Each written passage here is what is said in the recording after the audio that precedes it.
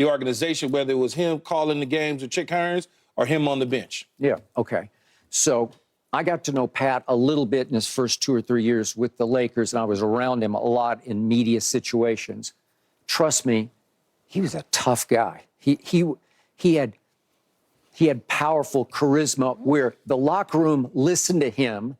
They already knew him, but he obviously inherited an all-time great team. We get that.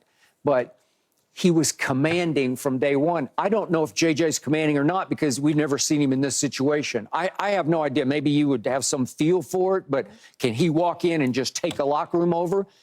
Again, as a player, he wasn't. Doc Rivers, when he played, he came straight from sort of playing to coaching. He was a leader of the team. And I looked down, Steve Nash, I'm sorry, Steve Kerr. Steve Kerr.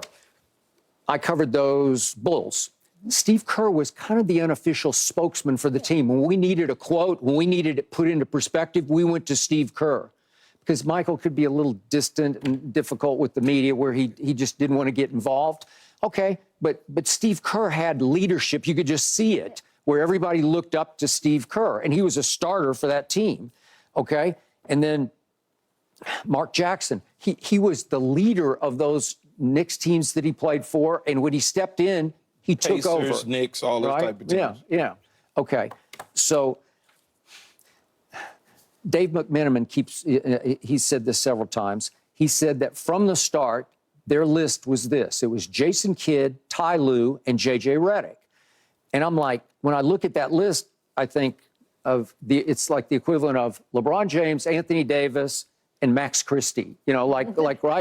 That's kind of the order, the pecking order. Then we're down to Max Christie as a potential head coach, right? Is JJ Redick? Well, they weren't going to get Jason Kidd, right? They weren't going to get Ty Lue because they had some bad blood history, right? Yeah. Okay. So then they interviewed JJ Redick. And then all of a sudden, we've talked this to death, and I don't want to beat the dead horse of Dan Hurley, but Dan Hurley just swoops in, kaboom, and all of a sudden they say, yes, we'll take you, and we will offer you 6 years, $70 million. And then you're saying, well, that's not nearly enough. And I'm saying, for Dan Hurley, that's a lot of money because there's some X factor there, whether he can translate into pro basketball, No, it's right? not enough. Look, there wasn't enough. If they wanted to get it done, they should have just anteed up a little bit more money to get it done. Now, you say the pecking order, right? 1, 2, 3. Yeah. He was never 3.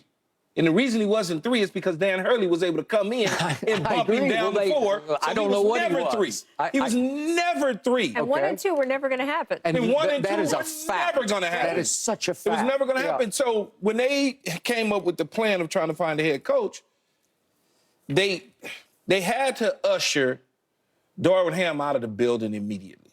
Because the two superstars, for whatever it's worth, they never said it. I'm just looking at body language as an athlete and facial expression on the players in quotes after the season. Yeah, especially the one Rachel pointed out from Anthony. Go ahead. Yeah, not just from Anthony, but also where they start talking about he wasn't prepared, he come in late, all of those.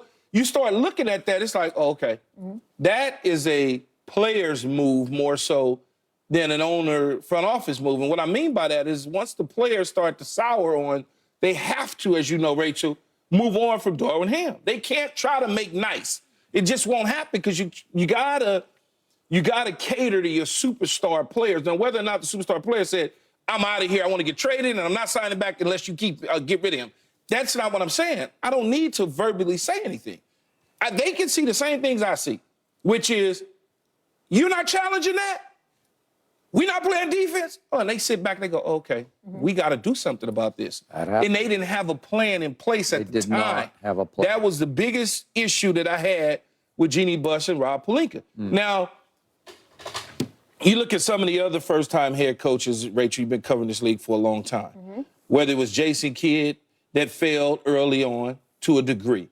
But since then, he's learned because he's been on benches. He's been on benches. I think Isaiah Thomas was a first-time head coach that really never had any real experience as an assistant. It happens, right? Are the Lakers willing to wait, though, it out and let the growing pains happen and then see in year 3 of JJ's career where he is at, opposed to if all of a sudden you look up and he wins, what did we finish, the 8th seed this year?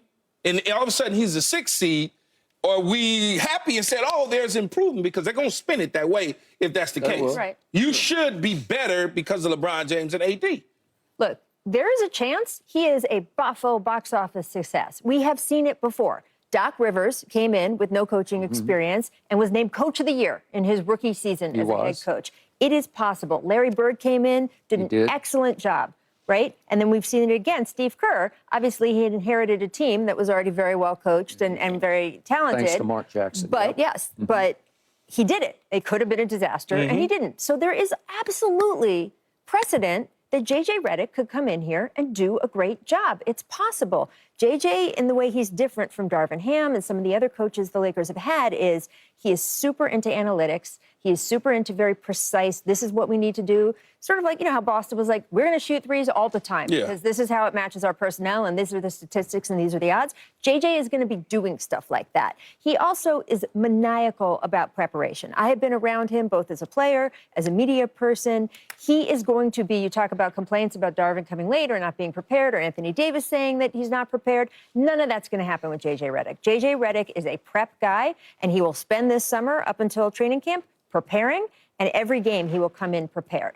However, the reason this could go completely the other way is that you can only prepare for the situations you know about. And as a first-time head coach, you don't know what you don't know.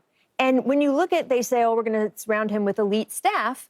How much elite staff is even out there to get hired? Some of the names that I've heard are very unlikely, right? Jared Dudley. He's already an assistant coach in Dallas. Love Jared Dudley. Right. And by the way, he's super popular in the Lakers locker room. Yeah. But Dallas wants to keep him. He's in a really good spot. And that's a team that just went to the NBA Finals. Correct. Sam Cassell is a name that's one of the first names that gets bandied about. From Sam Cassell, why am I going to the Lakers? I'm just saying, Sam Cassell just won an NBA title with Boston. They're favorites to win. So he's not coming. So I do think that Scotty Brooks, there are Brett Brown, there are coaches out there that could help JJ, but it's not like there's like a ton of them sitting around. Brett Brown, as much as he's done, would he leave Pop to come to the? Well, that's the thing. With Wimby and I don't know. Would you really? Would you leave to be the lead assistant for the Lakers? I don't know. Honestly, the biggest harbinger of JJ's success is going to be what happens with the roster in the next 6 weeks, because you can say what you want about Darvin Ham and his rotations. He didn't have the right guys to put in his rotations in the first place. And I know what you're saying about Rob Pelinka, but that was a failure this past season. Well, this past season. But I mean, if you just look at the body of work and some of the things that he was able to do as a first-time guy. He's got to do better, right? Yeah. He has some trade assets, but not as many trade assets as a lot of other teams around the league. And he has needs that match a lot of other teams around the league. They need a two-way wing. In fact, they could use 2 of them. So do a lot of other teams. So there will be competition for those guys. Yeah. They need a big man who can sort of push Anthony Davis to the 4, which is where his preferred likes to play. And we'll talk later about what JJ can do for Anthony Davis. Well, there's other teams who want that. Phoenix could use a quality big man. So I just think there's some variables with, we're going to get him elite coaching staff. We're going to get him the best roster. we don't know. Okay. I'm going to defend Rob Pelinka on one count. Mm-hmm. These 4 players barely played last year. They got hurt. Listen, Jared Vanderbilt and Gabe Vincent and Christian Wood and Cam Reddish barely played last year. Okay, if you put those 4 in there, you got a much better chance, to me, especially starting with your defender and Jared Vanderbilt. Probably a little different. Yeah. A little bit different. It just would. Now, back to Rob Pelinka's track record is part and parcel of this stat, and that is, the Lakers have finished better than 7th in the West only one time in the last 9 years. Only once in 9 years better than 7th in the West, and that was when you finished first in the pandemic year and went and won the Mickey Mouse Championship. With a coach that you then fired 2 years ago. That's correct. But but this is almost like cowboy-esque here, because you keep saying they're the Lakers, but then they don't back it up. And the Cowboys they haven't backed it up for like 30 years. Well, that's a whole nother That's going to be one of the biggest problems that JJ faces as a head coach. And I know we talked about some of the other greats going on to be first-time head coaches, but they weren't coaching the Lakers. Yeah. The seat is already having flames underneath it. Okay, this is already hot when he's walking into the bit, because it's not. Again, they can spin in any type of way they would like. If they move from 8 to 7 or 7 to 6, they can spin it and say, "Look, he's done a great job for us." They can cap.